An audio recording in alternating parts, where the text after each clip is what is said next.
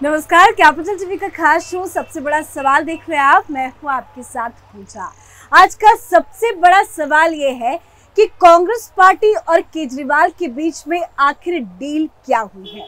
दरअसल बड़ी खबर आपको बता रहे हैं, सीट शेयरिंग को लेकर आम आदमी पार्टी और कांग्रेस पार्टी में बात बन गई है। दिल्ली में आम आदमी पार्टी 4 सीट और कांग्रेस पार्टी 3 सीटों पर चुनाव लड़ेगी, जिसका औपचारिक ऐलान भी किया गया है।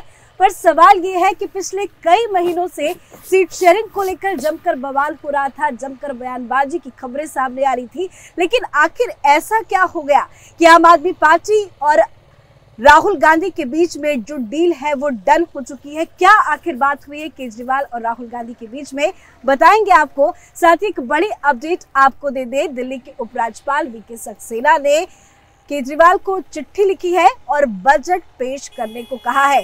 तो दिल्ली से जुड़ी तमाम बड़ी खबर बताएंगे। मेरे साथ जुड़े हैं कैपिटल टीवी के editor in chief doctor Manish Kumar sir, आपका बहुत बहुत स्वागत है। धन्यवाद। कल सीट शेयरिंग को लेकर ऑफिशियल अनाउंसमेंट भी किया गया, पर क्या ऐसी बात हो गई कि अचानक से सीट शेयरिंग का मुद्दा जो है वो सुलझ गया है? देखिए, ये समझौता दरअसल एक बहुत बड़ी प्रॉब्लम केजरीवाल के ऊपर आ रही है। उससे निपटने के लिए केजरीवाल इस तरह के समझौते कर रहा है। क्या है प्रॉब्लम? प्रॉब्लम ये है कि ईडी और सीबीआई दोनों ने ही दरअसल जांच को अपने आखिरी रूप देने के लिए नए नए एक्शन लेने में जुट गई है। ईडी की तलवार जो है वो लटक रही है, गिरफ्तार होना है और उसके लिए तमाम बहानेबाजी जो हो सकती है। और in case he is arrested, arrest होने के बाद ये चाहता है कि कांग्रेस पार्टी और तमाम विपक्ष केजरीवाल के लिए हाय तौबा मचाए, देश भर में इस तरीके से माहौल बने कि देखिए हमने गठबंधन किया, मोदी हारने वाले हैं, इसलिए मुझे गिरफ्तार किया जा रहा है। प्रॉब्लम क्या है कि केजरीवाल को मालूम है कि ना संगठन की वैसी स्थिति है, ना ही उसकी साख बची है कि पब्लिक उसकी गिरफ्तारी के बाद वो एकजुट नजर आए और उसके साथ जो है वो अपना क्या कहते हैं विरोध प्रदर्शन शुरू करे। तो एक तो लॉस ऑफ फेस जो हो रहा है वो एक बड़ी समस्या है। दूसरी चीज जो सामने साफ साफ नजर आ रही है कि इसी बहानेबाजी के तहत वो अपने इस असेंबली सेशन को लंबा खींच रहा है। 15 तारीख को घोषणा हुई थी कि 15 तारीख को जो है बजट पेश किया जाएगा। एक सप्ताह से ऊपर समय बीत गया, लेकिन वो बजट पेश नहीं कर रहा है। क्यों नहीं पेश कर रहा है? क्योंकि ईडी के इस समन को वो फिर नहीं जाएगा। लेकिन कब तक पेश नहीं करेंगे? अब तो उपराज्यपाल ने भी चिट्ठी लिख दी है कि जल्दी से बजट को पेश किया जाए। देखिए, वो चिट्ठी इसलिए लिखी गई है कि तुम डाल तो मैं पात।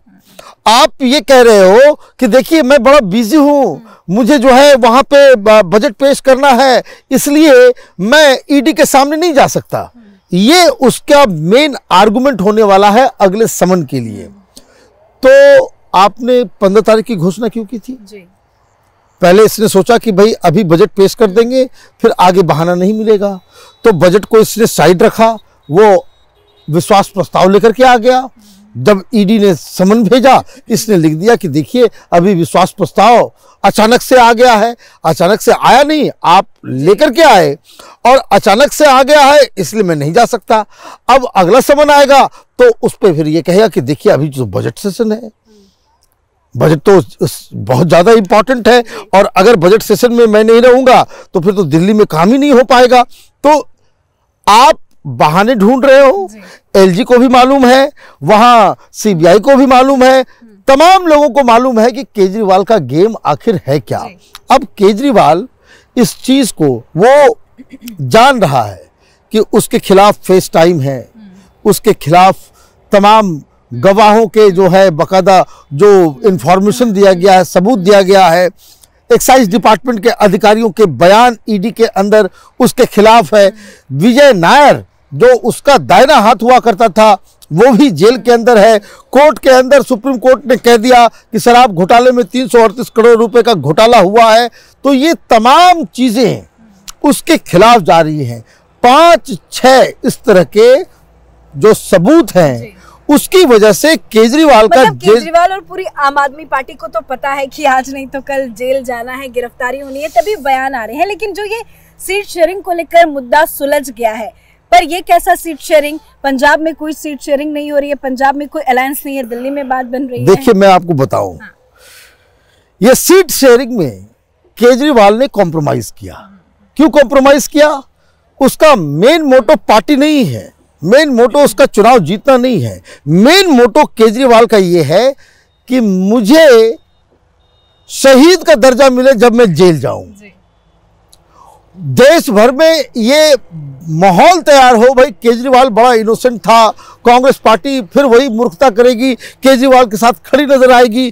तो आप क्या कर रहे हो? आप ये कह रहे हो कि भाई मुझे बोला जा रहा है कि कांग्रेस पार्टी के साथ अगर आप गठबंधन करोगे तो तुमको जेल में डाल देंगे, और इसलिए मैंने गठबंधन किया तो ये मुझे जेल में डाल रहे हैं। अब कांग्रेस पार्टी भी मॉरल डायलेमा होगा कि भाई अब आपको तो समर्थन करना पड़ेगा, ये आपका अलायंस पार्टनर है। लेकिन किस आधार पे ये अलायंस हुआ?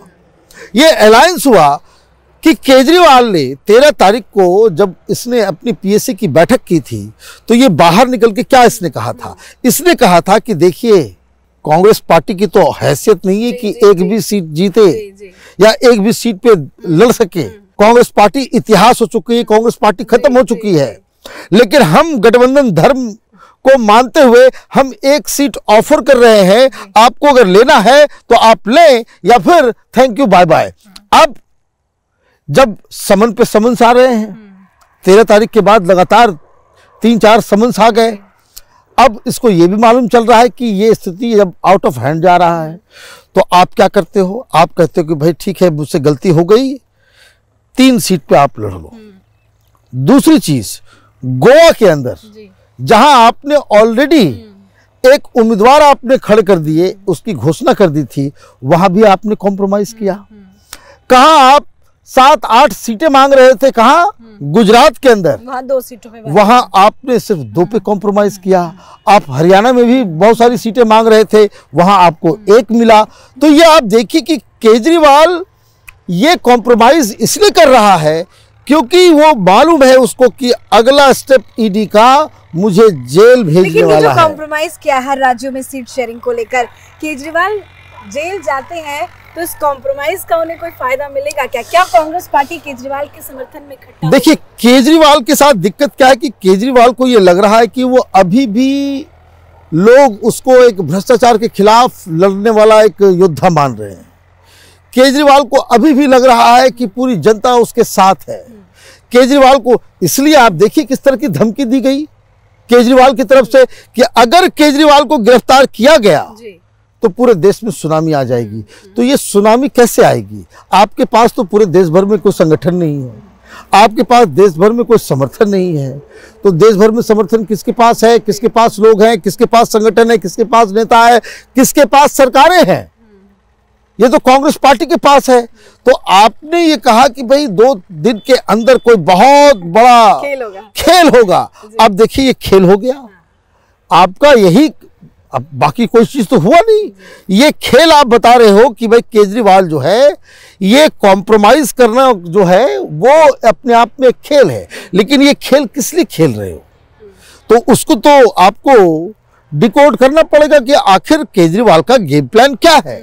तो केजरीवाल का गेम प्लान बिल्कुल साफ है कि वो गिदड़ भपकियां देगा कि शायद ईडी जो है या सरकार जो है वो रिथिंक करना शुरू कर दे कि भाई केजरीवाल को गिरफ्तार करना चाहिए भी या छोड़ देना चाहिए।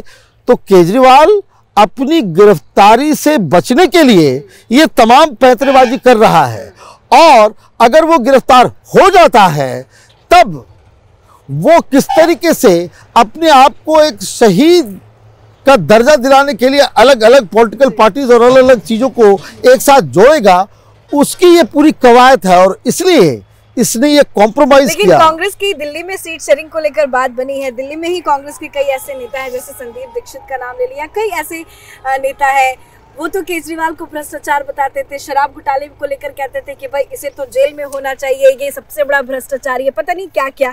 तो उसी घोटाले में क्या केजरीवाल का समर्थन करेंगे? देखिए, कांग्रेस पार्टी तो ना इधर की रहेगी ना उधर की रहेगी। कांग्रेस पार्टी के साथ दिक्कत क्या है कि जो लोग कांग्रेस पार्टी को खत्म कर रहे हैं, कांग्रेस पार्टी उसी के साथ हाथ मिला रही है। ये कांग्रेस पार्टी नहीं, ये राहुल गांधी की जिद है। उनकी जो जिद और उनका जो ईगो है कि प्रधानमंत्री मोदी को एन केन प्रकारेण उन्होंने मुझे पप्पू नाम दे दिया, पूरे देश भर में मुझे लोग जो है जोकर समझते हैं, लेकिन इसका मैं बदला लूंगा, मोदी को जो है उसको बदनाम करूंगा। ये जो जिद है, उस जिद का नतीजा है कि कांग्रेस पार्टी अंधी हो चुकी है। उसको दोस्त और दुश्मन की समझ और उसकी परख जो है उसकी खत्म हो गई है। लेकिन अब केजरीवाल तो केजरीवाल है, he has played his game. अब सारी जो लोगों की नज़र जो है वो ईडी की अगली कार्रवाई के ऊपर है। गिरफ्तार होगा, रेस्ट एश्योर्ड, मेरी बात आप मानिए कि देश भर में कहीं कोई प्रदर्शन नहीं होने वाला, देश भर में उसे कहीं कोई सिंपैथी नहीं मिलने वाली, देश भर में कहीं कोई सुनामी क्या, कोई हवा का झोंका तक नहीं आने वाला है। और आम आदमी पार्टी वो टूट की ओर अग्रसर हो जाएगी जैसे ही केजरीवाल जेल के अंदर जाता है। धन्यवाद सर जानकारी। धन्यवाद। तो पिछले कई दिनों से लगातार ईडी बार बार केजरीवाल को समन पे समन कर रही थी। केजरीवाल को 7वां समन भेजा गया है और अब 26 तारीख यानी कि सोमवार को पेशी के लिए बुलाया है। लेकिन देखना होगा कि केजरीवाल पेश होते हैं या नहीं। लेकिन जिस तरह से लगातार आम आदमी पार्टी के नेताओं की तरफ से बयान सामने आ रहे हैं, उससे तो यही लगता है कि केजरीवाल पेशी के लिए नहीं जाएंगे। लेकिन सीट शेयरिंग का मुद्दा जो पिछले कई महीनों से अटका हुआ था, लगातार बैठके भी हो रही थी, बातचीत हो रही थी, बात नहीं बन पा रही थी। लेकिन अब आम आदमी पार्टी की तरफ से, कांग्रेस पार्टी की तरफ से ऑफिशियल अनाउंसमेंट कर दिया गया है। सीट शेयरिंग पर बात दिल्ली में बन गई है। लेकिन ये बात क्यों बनी है, इसके पीछे की वजह आप अच्छे से समझ गए होंगे। आज के हमारे खास शो में फिलहाल इतना ही। देखते रहिए कैपिटल टीवी। नमस्कार।